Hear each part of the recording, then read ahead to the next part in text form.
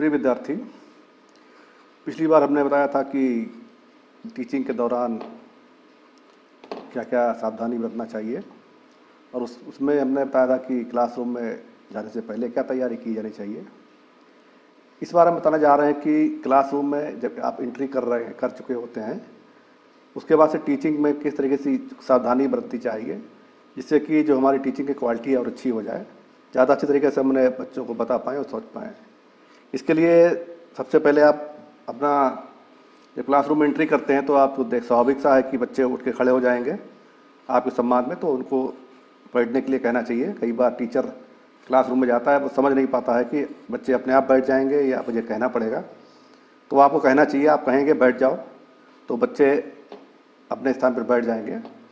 इसके बाद सब आपकी टीचिंग का काम शुरू हो जाता है। आप ब्लैक बोर्ड के ऊपर जो प्रविष्टियाँ भरनी हैं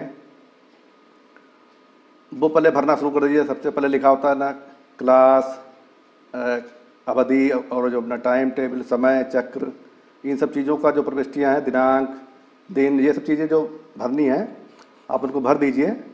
और भरने के बाद विषय, उप विषय, और उसके बाद आता है नीचे वाला हेडिंग आता है प्रकरण का, जिसको अभी आप जानते हैं कि उसको अभी नहीं लिखा जाना, नहीं भरना है, उसको छोड़ देते हैं, खाली छोड़ देते हैं और उसके बाद हम अपना काम शुरू करते हैं। तो सबसे पहले हम प्रस्तावना निकालने का काम करते हैं। उस प्रस्तावना आप जानते हैं कि करीब 3 या 4 या मैक्सिमम अधिकतम 5 प्रश्न पूछते हैं, और जिनमें से जो उसका जो आखिरी जो उसका प्रश्न होता है वो हमारा जो प्रकरण होता है, जो हमारा प्रकरण का टॉपिक होता है, उसे संबंधित होना चाहिए। तो इसमें प्रस्तावना निकालने में आपको महत्वपूर्ण ये है कि हमारे प्रश्न सरल हों, छोटे छोटे हों, जो हम कल पढ़ा चुके हैं उससे हो सकते हैं। इसके अलावा जो हमारे सामान्य चीज़ें हैं जिनके बारे में बच्चे जानते हैं उनसे संबंधित होना चाहिए। अगर कोई प्रस्तावना का प्रश्न का उत्तर बच्चा नहीं दे पा रहा है तो इसमें बच्चे की कमी नहीं है, आपकी कमी है। इसके मतलब आपने जो प्रस्तावना प्रश्न लिखे हैं उचित नहीं है, उतने सरल नहीं है, बच्चों के अनुसार नहीं है, जिससे कि बच्चे उसका उत्तर दे पाएँ। तो इन पर ध्यान देना चाहिए आपको। देखेंगे आप कि हमारे प्रस्तावना प्रश्न सरल हों, संक्षिप्त हों, दुअर्थी ना हों, स्पष्ट भाषा में उसका बात करेंगे जिससे कि वो सही तरीके से उसके उत्तर बच्चे दे पाएँ। और जो प्रस्तावना का जो लास्ट वाला प्रश्न है वो ऐसा होना चाहिए कि जो हमारे प्रश्न से संबंधित हो, जिसका उत्तर लड़के कुछ दे भी सकते हैं, कुछ नहीं भी दे सकते हैं। आप प्रस्तावना में लड़के अगर उत्तर देते चले जाते हैं तो आपके लिए समस्या नहीं है। तो 4-5 प्रश्न से संबंधित वाला जो हमारा लास्ट क्वेश्चन है हम उसमें कह देते हैं कि आज हम इस जो हमारा सब्जेक्ट है, प्रकरण है, इसकी विस्तार से चर्चा करेंगे। अगर लड़के बता देते हैं तो हम इसकी विस्तार से चर्चा करेंगे कि क्योंकि हम नहीं जानते हैं, नहीं मानते हैं कि आप जो पढ़ाने जा रहे हैं उन्हें पूरे क्लास के सब लड़कों को उन सब चीज़ों को, उस प्रकरण के बारे में विस्तार से पता हो। तो अगर आपको प्रश्न पूछते हैं और आखिरी लड़के का उत्तर सही दे देते हैं तो आपको इसके लिए ज़्यादा परेशान होने की ज़रूरत नहीं है। और क्योंकि सब लोग नहीं जानते होंगे उस टॉपिक के बारे में, तो हम उस दिन कह सकते हैं कि हम आज इस प्रकरण की विस्तार से चर्चा करेंगे, इसलिए इसको दो। और अगर ऐसा है, कोई टॉपिक ऐसा है कि जिसके बारे में लड़के सब जानते हैं, तो फिर आपका पढ़ाना ही बेकार है, कोई फ़ायदा नहीं उसको। कोई लड़के सब जान ही रहे हैं तो ऐसा टॉपिक नहीं होना चाहिए कि सब लड़के उसको बता पाएँ। इसके बाद जो है हमारी पढ़ाई शुरू होती है। तो क्रमबद्ध रूप से जो हमारा जो कथन है, उसके बाद विकासात्मक प्रश्न, और जो उसके बाद उसके विकासात्मक उत्तर होंगे वो लड़के देंगे। तो इसका भी ध्यान रखा जाना चाहिए कि जो हमारे विकासात्मक प्रश्न हो वो ऐसे बने होना चाहिए कि जो हमारे कथन की ओर उसको लड़के ले जाएं, कथन की ओर उसे पहुंचाएं।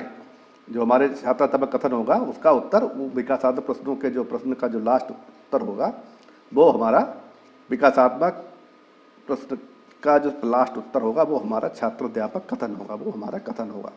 तो इसको भी ध्यान में रखें। इसके अलावा आप अपना जो पर्सनालिटी है, कैसे खड़े होना है, इसका भी ध्यान रखा जाएगा। कैसे घूमना है, जरूरी नहीं कि बिल्कुल एक ही जगह पर खड़े रहें, या जरूरी नहीं है कि बिना अनावश्यक रूप से क्लास में टहलते रहें आगे पीछे, सामने सामने। जब जहाँ ज़रूरत है आप स्मूथ आराम से खड़े हो सकते हैं। या जेब में कई लोग हाथ डाल खड़े हो जाते हैं, कई लोग चाक रखते लेके डस्टर लेके खड़े हो जाते हैं, कभी चाक की सांस से उस सांस में, इस सांस से उस सांस में करते हैं। तो कभी जो है मेज का सहारा लेके खड़े हो जाते हैं कभी। तो इन सब चीज़ों को आपको हटाना पड़ेगा, नहीं तो लड़के आपकी एक्टिविटी देख पाएंगे। वो सब क्लास में पढ़ाई की ज़्यादा ध्यान आपकी एक्टिविटी के ऊपर चला जाएगा और ठीक तरीके से वो समझ नहीं पाएंगे।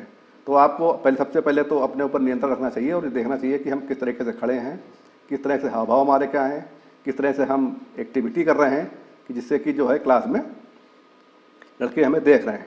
इसके अलावा जब आप पढ़ाना शुरू करते हैं तो इसका भी ध्यान रखा जाना चाहिए कि सारे प्रश्न के उत्तर कुछ ही चुनिंदा लड़कों से नहीं पूछें, पूरे क्लास का प्रतिनिधित्व दें और पूरे क्लास के लड़कों से, चाहे आगे बैठे हैं चाहे पीछे बैठे हैं, इधर दाएं बाएं, सब लड़कों से पूछें, जिससे कि सब लड़के एक्टिव रहें और सबको लड़कों को पता चले कि हमसे भी पूछा जा सकता है।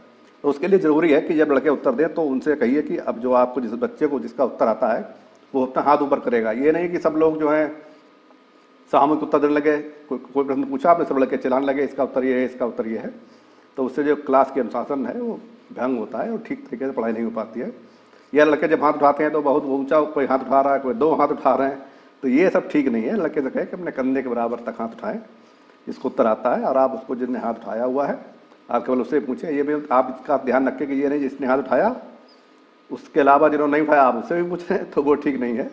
अगर लड़का उत्तर गलत दे रहा है, आपने लड़के ने हाथ उठाया और आपने उसे खड़ा कर दिया, उसने उत्तर गलत दे दिया, तो आप उसको खड़ा रखिए और दूसरे लड़के से पूछिए, तीसरे से पूछिए, जब तक उसका सही उत्तर लड़का ना दे दे। जब लड़का सही उत्तर दे दे तो आप पहले वाले और जो नहीं बता पाए उनसे उसका उत्तर कहवाएं, पूछें कि इन्होंने इसका उत्तर क्या बताया। जब वो लड़का उसका उत्तर बता दे कि इसका उत्तर ये है, तब आप उसे बैठने के लिए कहें। इससे कि जो लड़का जिसको उत्तर नहीं मालूम है वो जो है जान जाएगा, वो भी जान जाएगा और 2-3 बार जब उससे कहा जाएगा तो वो जब क्लास में चर्चा 2-3 बार उत्तर की होगी तो उसके दिमाग में ठीक तरीके से बैठ जाएगा। तो इन सब चीज़ों का ध्यान रखें। इसके अलावा कि ये भी देखें कि जो हम सहायक सामग्री प्रयोग कर रहे हैं वो सही तरीके से प्रस्तुत की जाए। सही तरीके का मतलब ये है कि ये नहीं खड़खड़ा रही है, कभी ठीक तरीके से फोल्ड नहीं है, कभी ठीक तरीके से लग नहीं पा रही है, नीचे फंटी नहीं लगी हुई है, वो आप चार्ट दिखा रहे हैं वो फिर से ऊपर सिमट जाता है, टंग जाता है, राउंड हो जाता है। तो इसकी तैयारी करना चाहिए, प्रॉपर तरीके से चार्ट बना होना चाहिए और नीचे उसकी जो फंटी है, टांगने के लिए सुतली है, कील है, वो सब व्यवस्था आप पहले मैं बता चुका हूँ पिछले वाले लेक्चर में, तो उसमें आप उसको देखें उसके। इसके अलावा चार्ट समझाने के लिए आपको संकेतक आपके पास उपलब्ध रहता है। ये नहीं वहाँ सामने आके आप खड़े हो गए चार्ट के आगे रखो, कुछ जो साइड में लड़के उनको दिखाई नहीं पड़ेगा। तो आप संकेतक का प्रयोग करें, उन्हें समझाएं संकेतक से, ठीक रखें। बाकी तो कुछ जगह तो अब और एडवांस तक टेक्नोलॉजी आ गई है, उसके लेज़र लाइट जैसे जिससे लेज़र टार्च होती है उससे भी लोग दिखा रहे हैं, तो दिन में उससे दिख जाता है। लेकिन कोई बात नहीं है, आपके पास अगर उसकी व्यवस्था नहीं है तो संकेतक तो सबको पास है ही, आप उससे दिखा सकते हैं।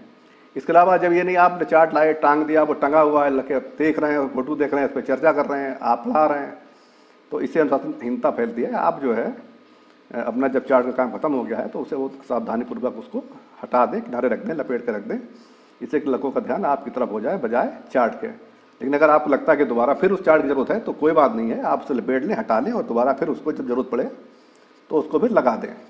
तो ये भी देखें। इसके अलावा महत्वपूर्ण है, लड़के से आप प्रश्न पूछते हैं, लड़का उसका अधूरा उत्तर देता है। अधूरा मतलब जैसे पूछा हमारे देश की राजधानी, हमारे प्रदेश की राजधानी क्या है, तो लड़के कहते हैं लखनऊ, लेकिन जबकि हमें कहना चाहिए और लड़के कहना चाहिए हमारे देश की राजधानी लखनऊ है। तो पूरा उत्तर उससे प्राप्त करें, जैसा कि आपका प्रश्न है उसी अनुसार उसका उत्तर हो। तो ये नहीं कि जो है अधूरा करें, तो वो ठीक नहीं है। इसके अलावा देखें कि आपका जो प्रश्न है वो बिल्कुल स्पष्ट क्लियर होना चाहिए। ये नहीं कि जिसके उत्तर हम कहाँ रहते हैं, अब लड़का कहेगा हम पृथ्वी पर रहते हैं, कोई कहेगा हम धरती पर रहते हैं, कोई कहेगा हम घर में रहते हैं, कोई कहेगा हम भारत में रहते हैं, कोई कहेगा। तो ये सब चीज़ें ध्यान रखिए कि आपका जो प्रश्न है उसका क्लियर उत्तर होना चाहिए, एक ही उत्तर हो। इस बात का ध्यान रखिए कि जिससे कि लड़के सही उत्तर दे पाएँ और हर एक लड़के का अलग अलग उत्तर नहीं हो।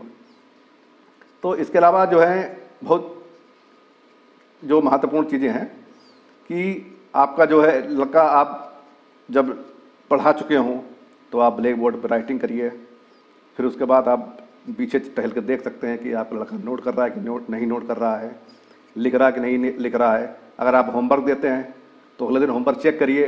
ये नहीं आपने होमवर्क दे दिया, लड़का चेक नहीं आपने अगले दिन किया, लड़का समझ जाएगा कि सर जो है केवल लिखाते हैं, चेक नहीं करते हैं, तो फिर वो होमवर्क करेगा नहीं।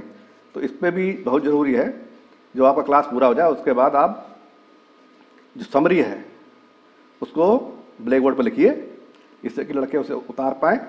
और बीच में ये भी चल के देखिए लड़के ठीक तरीके से बैठे कि नहीं, ठीक तरीके से बैठे हैं, कहीं पीछे बातचीत तो नहीं कर रहे हैं, सब कुछ नोट कर रहे हैं कि नहीं नोट कर रहे हैं। तो इन सब चीज़ों का और जो आपका प्लान जो पीछे रखा हुआ होगा वो सर उसको आएंगे, देखेंगे और देख के चेक करेंगे और आके चले जाएंगे। तो लेकिन आप अपनी पढ़ाई करते रहिए, पढ़ाते रहिए, जिससे कि टीचर क्लास में आएगा, ऑब्जर्वेशन करेगा, कुछ रिपोर्ट्स जो लिखना होगा वो लिखेगा। आप उसके लिए क्या लिख रहा है उस समय उसके लिए आप मत परेशान होइए कि क्या लिखा होगा इन्होंने, क्या है क्या नहीं है। स्मूथ पढ़ाई है, कॉन्फिडेंस से पढ़ाइए, जिससे कि आपको लगे कि और कंटेंट की तैयारी क्योंकि आपने अच्छी कर ही ली होगी। क्लास में जाने से पहले कंटेंट बहुत ज़रूरी है। कुछ लड़के क्या करते हैं कि बहुत सारे प्लान बना लेते हैं, फिर बाद में जिस दिन आपका क्लास है उस दिन वो भूल गए कि आज हमने ये तैयार करना है कि ये तैयार करना है। तो इसलिए ज़रूरी है कि आपका जो प्लान पढ़ाएं, आप ज़्यादा प्लान ना बनाएं। जो आपने प्लान पढ़ाया हुआ है तैयारी करिए, जो आपको पढ़ाना है उसकी तैयारी करिए, सब चीज़ें संभाल कर रख लीजिए पहले और उसके बाद आप पढ़ाई करिए। तो जब आप पढ़ाने क्लास में जाएंगे तो पूरा कॉन्फिडेंस आपको होगा, सब चीज़ें होंगी, व्यवस्थित होंगी और ठीक तरीके से आप पढ़ा पाएंगे, तभी आप एक अच्छी टीचिंग कर पाएंगे। धन्यवाद।